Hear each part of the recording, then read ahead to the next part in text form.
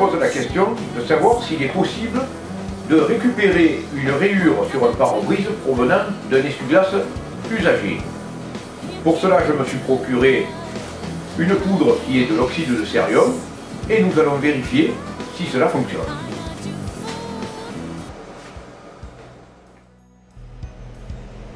Le kit de polissage que j'ai acheté est livré avec des abrasifs. J'en déduis donc qu'il nous faut poncer. Je vais utiliser pour cela ma mallette de rénovation de phare.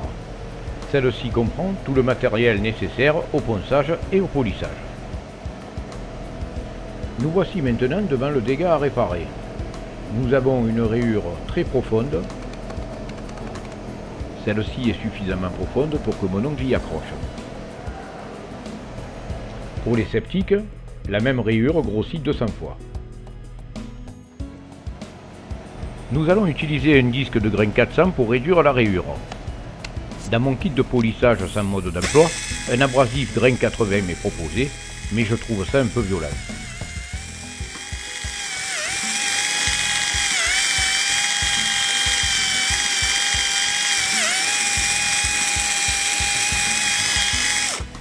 On vérifie qu'il n'y a pas un échauffement trop important.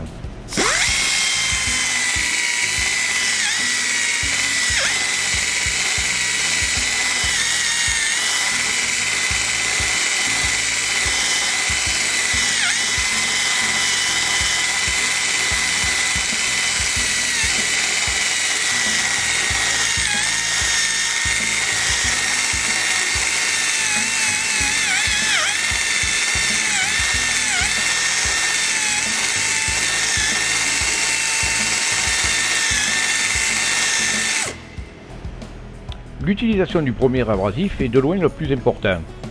Nous devons faire complètement disparaître la rayure, ne plus rien voir ni rien sentir. L'utilisation des abrasifs suivants ne réduiront les rayures que des précédents.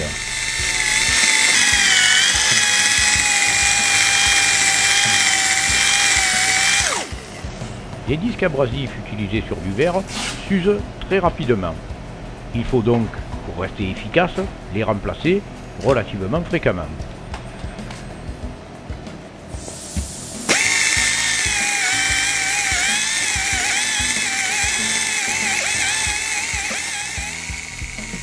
Lorsque nous générons beaucoup de poussière, cela veut dire que le disque est efficace.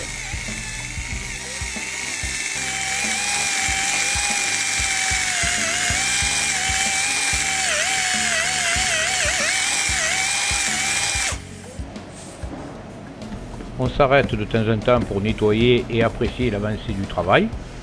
Cela permet aussi au verre de refroidir. La rayure est encore visible, nous continuons donc le ponçage.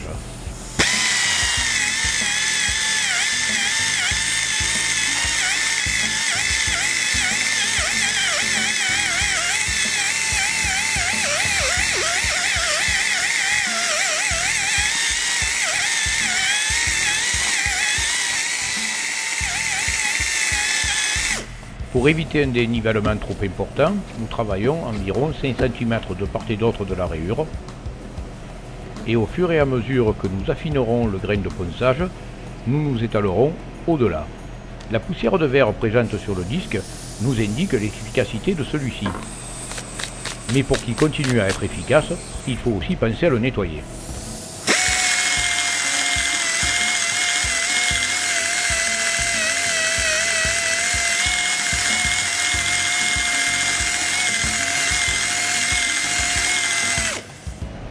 La rayure a maintenant disparu et la zone sur laquelle elle se trouvait est maintenant opaline.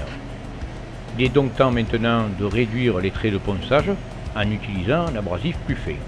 Nous prenons un 500.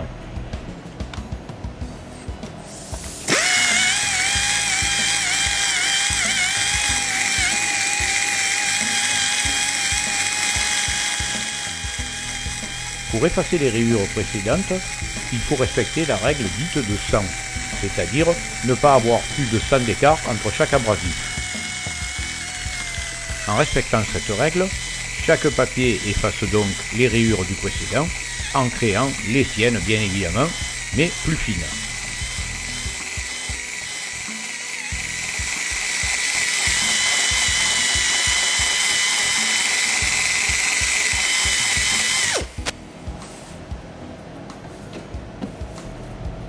Nous passons maintenant à l'abrasif suivant, c'est-à-dire après le 400, le 500, nous allons utiliser le 800. Le 800? Comment ça le 800? On avait dit un écart de 100, 500, 600.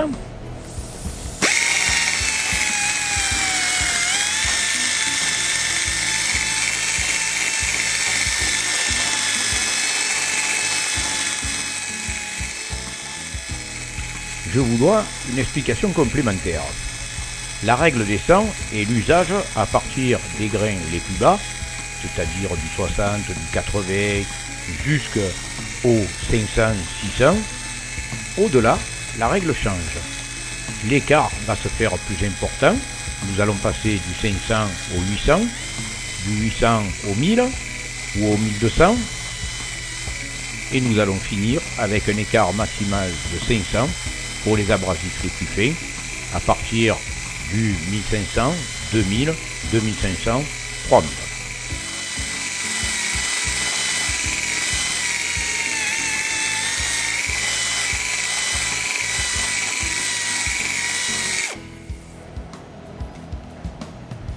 Du grain 800, je vais passer maintenant au grain 1000. J'aurais pu aussi bien passer à un 1200, ça l'aurait fait aussi. Et je vais passer aussi un ponçage à l'eau, ce qui n'est pas non plus obligatoire à ce stade-là, mais essayons.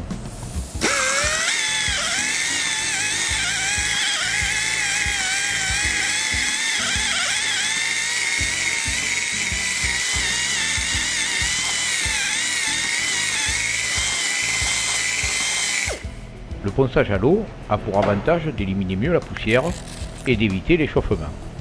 L'inconvénient, c'est que l'on voit moins ce que l'on fait.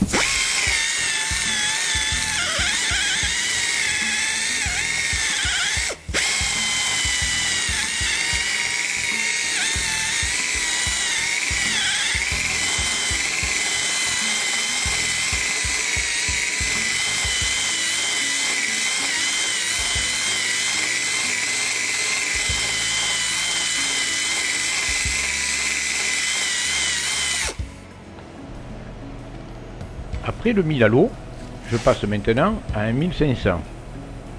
Je choisis de l'utiliser à sec, car à ce stade, je préfère avoir le visuel sur l'avancée du travail.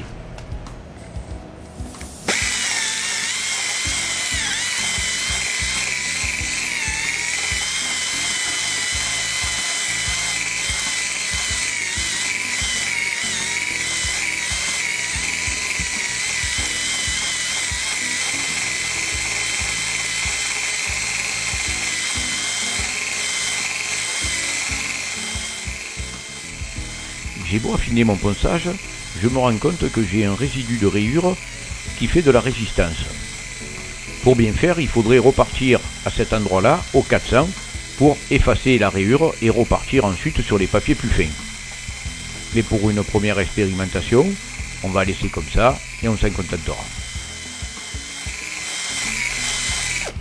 Je n'ai maintenant plus le choix. Je vais être obligé de passer sur du papier à l'eau. 1500, on passe donc au 2000 et nous resterons à l'eau maintenant jusqu'à la fin.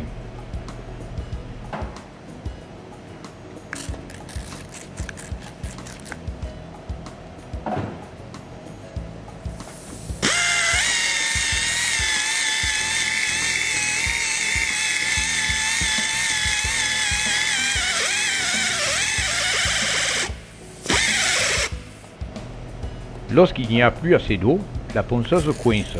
Il faut donc humidifier.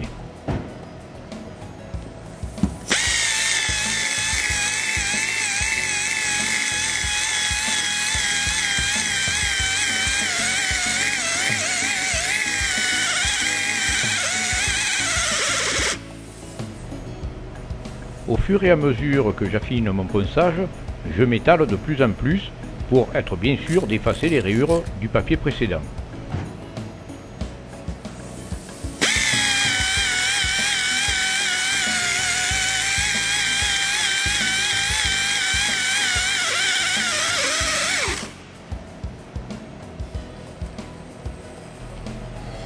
Nous voici arrivés maintenant au dernier papier, le 3000. Après celui-ci, nous passerons au polissage.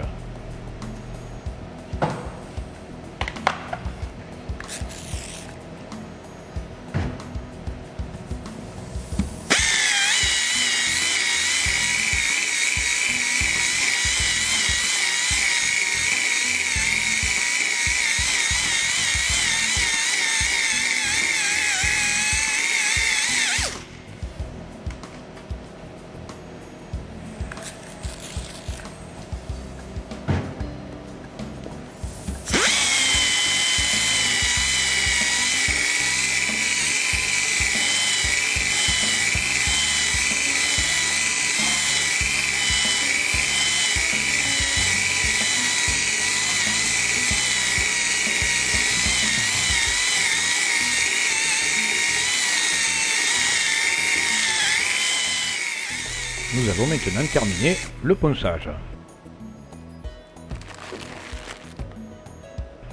Voici notre kit de polissage de verre Made in China, qu'on trouve facilement sur eBay.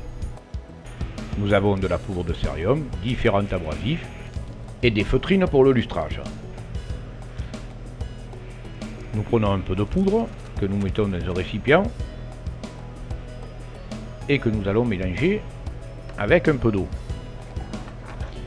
Le mélange doit rester somme toute très liquide.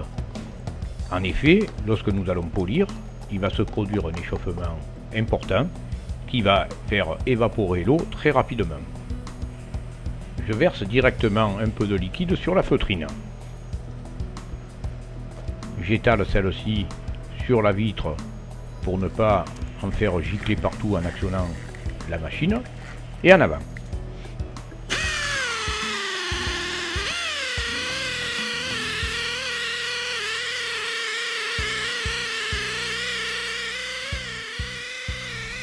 J'exerce une légère pression sur la lustreuse et je m'attache à être le plus régulier possible dans mes passes.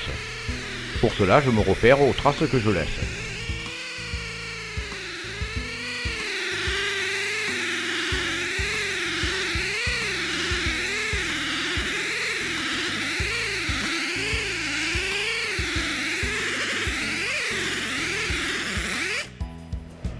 La lustreuse a tendance à ralentir et à être freinée, c'est signe que le produit a séché. Nous en remettons un petit peu pour finir le lustrage.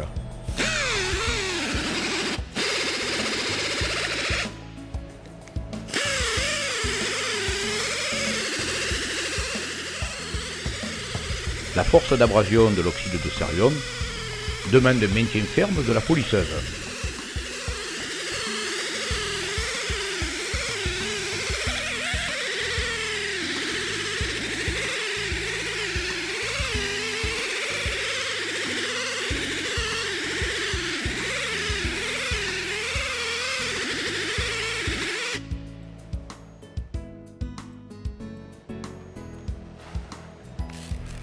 On passe maintenant au nettoyage pour vérifier la bonne transparence du pare-brise.